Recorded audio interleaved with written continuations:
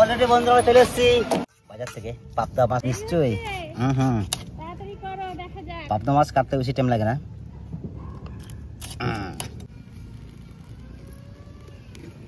কুচনো ধনেপাতা দিয়ে দেবো, যারা পছন্দ করে না দেবে না। টাটা। নমস্কার, সহজে ঘরকোনায় আপনার সবাই স্বাগত ও অনেক অনেক ভালোবাসা। আশা করি সকলে ভালো আছেন, সুস্থ আছেন আর সুস্থ থাকবেন। আর আমরা সকলে ভালো আছি, সুস্থ আছি। আর লাইক শেয়ার সাবস্ক্রাইব অবশ্যই করবেন। আর আজকে ভিডিওটা এখানেই সেট করছি, কারণ বিগত 3 মাস ধরে কন্টিনিউ কিন্তু জল হচ্ছিল, বৃষ্টি। কি বলি? হ্যাঁ।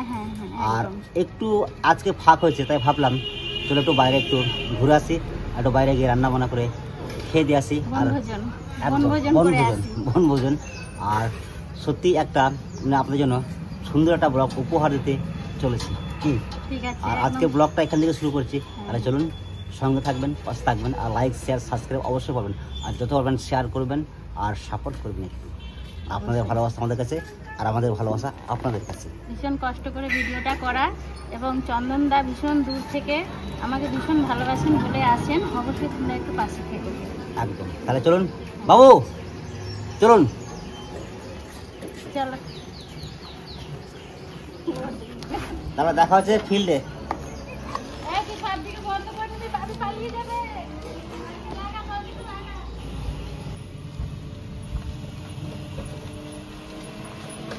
অলরেডি বন্ধুরা চলে এসেছি শালবাগানে। আর শালবাগানের প্রাকৃতিক সত্যি কি সুন্দর লাগছে বৌদি। হ্যাঁ, দেখো পরিবেশটা কেমন বলো? খুব সুন্দর। আমি তো দেখেছি, তুমি দেখো, তুমি অতিথি এখানে, আর আমি তো বাসিন্দা। আরে বাবা, আমি যে থাকি আফ্রিকা জঙ্গলে। আফ্রিকার জঙ্গল আরো সুন্দর। হ্যাঁ, নিশ্চয় চলো।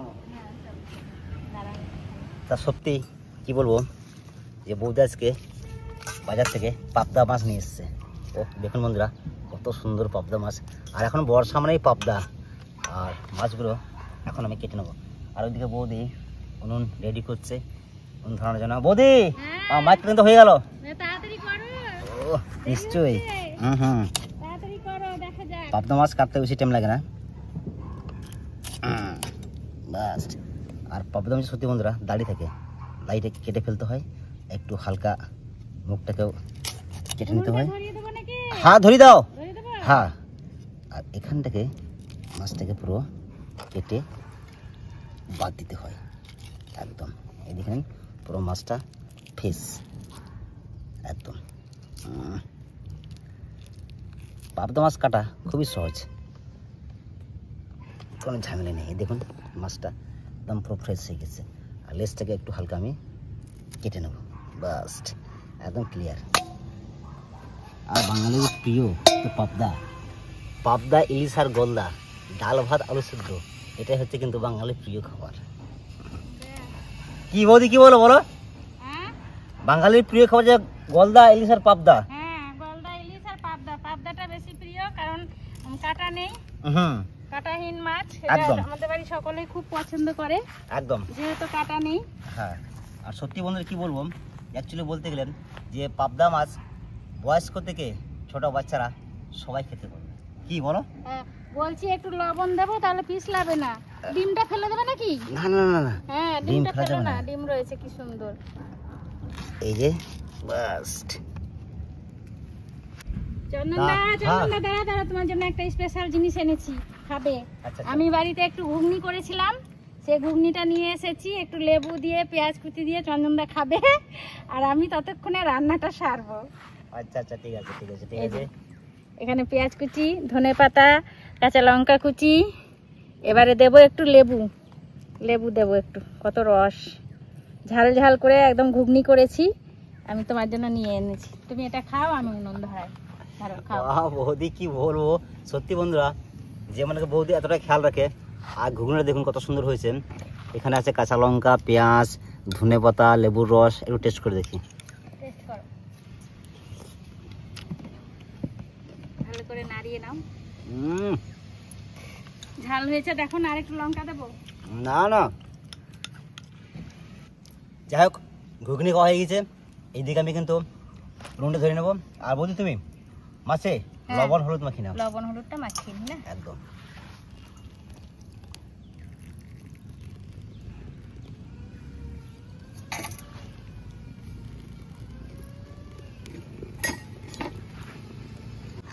হলুদ দিয়ে দেব, লবণ।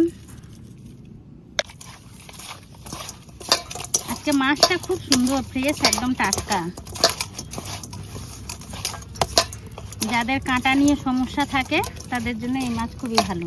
কাঁটা নেই, কাঁটা বাছতে হবে না, আর খুব চটজলদি রান্নাও হয়ে যায়। এটা রান্না করতে একদম সময় লাগে না।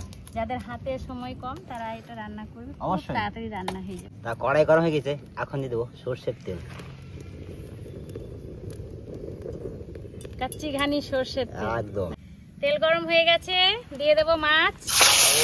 বৌদি ভাই পালাচ্ছে কিন্তু, আমি পালাচ্ছি না, আমি চিন্তা করুন বৌদি ভয়ে পালাচ্ছে। আর আমার এগুলো হ্যাবিট, এগুলো আমার কোনো চাবি নেই।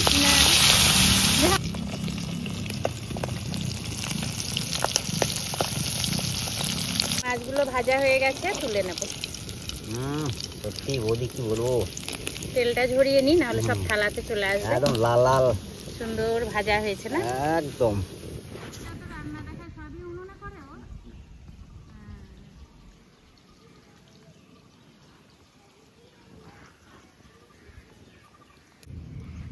তা মাছ কিন্তু সুন্দরভাবে বৌদি ভেজে নিয়েছে, আর এখন ফোড়ন দেবো কাঁচা লঙ্কা, একদম বৌদির বাগানে কাঁচা লঙ্কা। কালো জিরাটাও দিয়ে দাও। এখন আমি দেবো একটু হালকা পরিমাণে কালো জিরা, অল্প পরিমাণে হলুদ। আচ্ছা, দিয়ে দেবো হালকা করে জল। এই দেখো হালকা করে দেওয়া হয়েছে, ব্যাস। আর একটু জল দেবো, নাড়া দাও তাড়াতাড়ি, নাহলে দলা হয়ে যাবে। না ছিলে দিই, আজকে হাওয়া দিচ্ছে ভীষণ, বলো। এবারে ছিলে বেটে রাখা কালো সর্ষে, হলুদ সর্ষে, কাঁচা লঙ্কা। আর বন্ধুরা অনেকেই সর্ষে বাটে, বলে যে তেতো হয়ে যায়। বাটার সময় একটু সামান্য পরিমাণে লবণ আর হলুদ দিয়ে বাটলে তেতো হয় না। আর এই যে যখন কষানোর সময় এভাবে আগে একটু জল দিয়ে নিতে হয়, তাহলেও তেতো হয় না। অনেক সময় কষানোর জন্যও তেতো হয়ে যায়। একদম তা ঠিক, সর্ষে কখনো কষাতে নেই না। আর একটু জল লাগবে না, অল্প পরিমাণে, ব্যাস হয়ে যায়। বৌদি তোমার কথা বলবো, বলো। সে প্রশ্নের উত্তর আমাকে দিতে পারবে? উত্তর যদি আমি জানি ঠিক দেবো। সবাই তো বলে আমি বেকার, সে বেকার, ও বেকার। আচ্ছা, কিন্তু বেকার কিন্তু কেউ নয়। না, বেকার কেউ নয়। কেন বলো তো? হ্যাঁ, কেন বলো? সে কাজ না করলেও বেকার নয়। না, সে ঘরে সারাদিন খেয়ে দিয়ে ঘুমালেও 24 ঘন্টা বেকার নয়। কারণ কেন বলো তো? ওর শরীর থেকে অনেকগুলো মশা রক্ত খায়, অনেকগুলো মশা কিন্তু সংসার চলে যায়। তাহলে বেকার কি করে হলো বলো? পরিমাণ অনুযায়ী লবণ দিয়ে দেবো। দাও কি তুমি বলো? হ্যাঁ হ্যাঁ হ্যাঁ, যে অতগুলো মশার সংসার কিন্তু সেই চালাচ্ছে, সেই চালাচ্ছে। ঠিক ঠিক ঠিক। তাহলে বেকার কি করে হয়? না। ঝোল কিন্তু সুন্দর ফুটতে শুরু করেছে, আর এখন কিছু পরিমাণে মিষ্টি দিয়ে দেবো।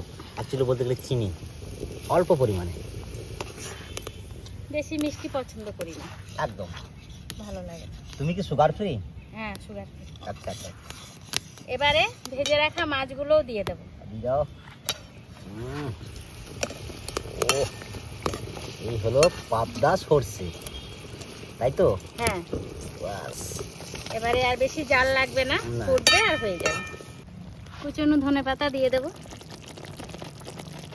যারা পছন্দ করে না দেবে না, কারণ পাবদা মাছের নিজস্ব একটা সুগন্ধ থাকে। ধনেপাতা দিলে সেটা নষ্ট হয়ে যায়, কিন্তু আমরা পছন্দ করি তাই দিলাম। আর সত্যি এই ধনেপাতা দেওয়ার পরেই বৌদি পাবদা মাছের স্বাদটা কিন্তু আরো বাড়িয়ে দিল।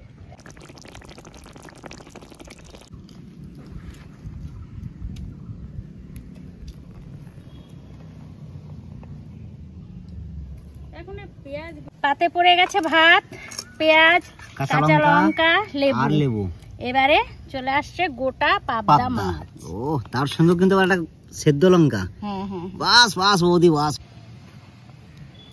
ও, গোটা গোটা পাবদা, তার সঙ্গে লেবু, পেঁয়াজ। আর এটা কিন্তু সত্যি অ্যাকচুয়ালি বলতে গেলে বৌদির বাগানের গাছের লঙ্কা। এটা কিন্তু অনুধন লঙ্কা, এটা হচ্ছে গোল লঙ্কা। বৌদিটার নাম আমি জানি না। এটা মানে আমাদের গ্যাংটকে বেড়াতে গিয়েছিলাম, সেখান থেকে আনা। এটাকে পুচরুকিয়া বলে এই লঙ্কাটা। হ্যাঁ, ভীষণ ঝাল। কেমন কেমন রান্না হয়েছে এবার টেস্ট করে দেখি। হ্যাঁ, টেস্ট করে দেখো। মনে তো হচ্ছে ভালোই রান্না হয়েছে। হ্যাঁ হ্যাঁ,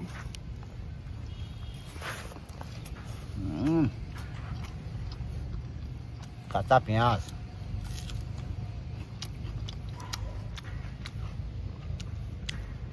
আমাদের পশ্চিমবঙ্গ নয় কিন্তু, গ্যাংটকের লঙ্কা।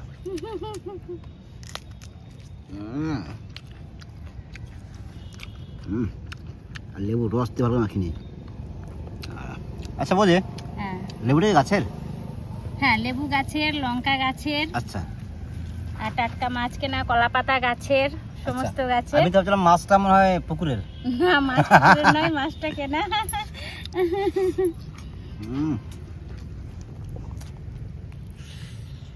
ব্যাস, কাটা নেই একটু, কাটা বাছার ঝামেলাই নেই। আর আমি এই যে টাটকা লঙ্কা মাখবো না, এই যে ঝোলের লঙ্কাটা খেতে ভীষণ ভালো লাগে, এইভাবে মেখে খুব ভালো লাগে।